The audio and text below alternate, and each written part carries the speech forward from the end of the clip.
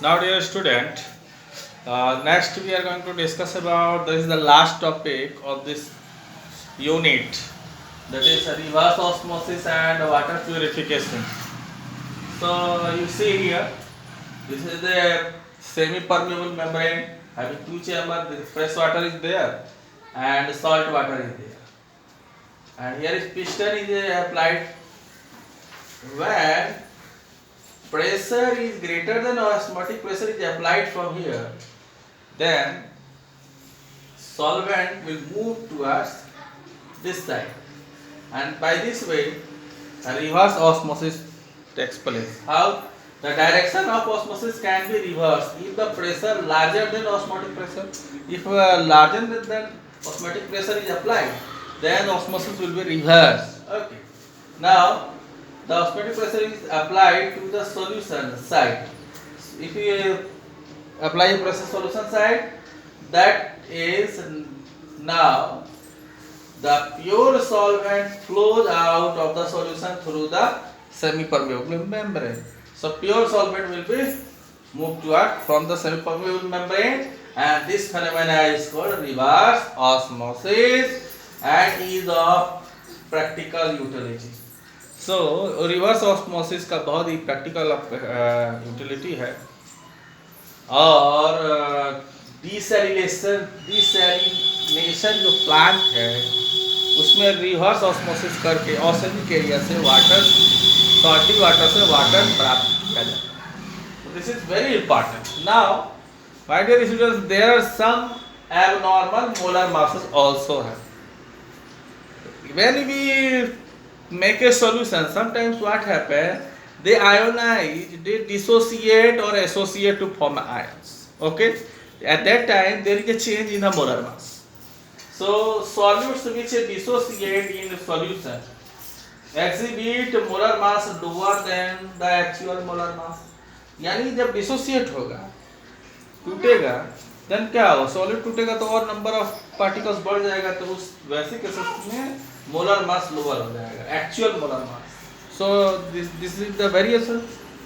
And those which associate so higher molar mass, जो जुड़ जाएगा तो हायर मोलर मास हो जाएगा, then their actual value. So this is abnormal molar masses. Example ले सकते हैं, molecules of ethanoic acid dimerised in benzene. Benzene की तरह हो जाता है ड्यू टू हाइड्रोजन बॉन्डिंग हुआ है यहाँ, इधर और यहाँ पे. So this normally happens in solvent of low dielectric constant, और जिसका डाइलेक्ट्रिक कांस्टेंट लो होता है उसमें ऐसा पाया जाता है. सो this is a problem that when dissociate or associate, it changes the molar masses. So this is abnormal molar masses.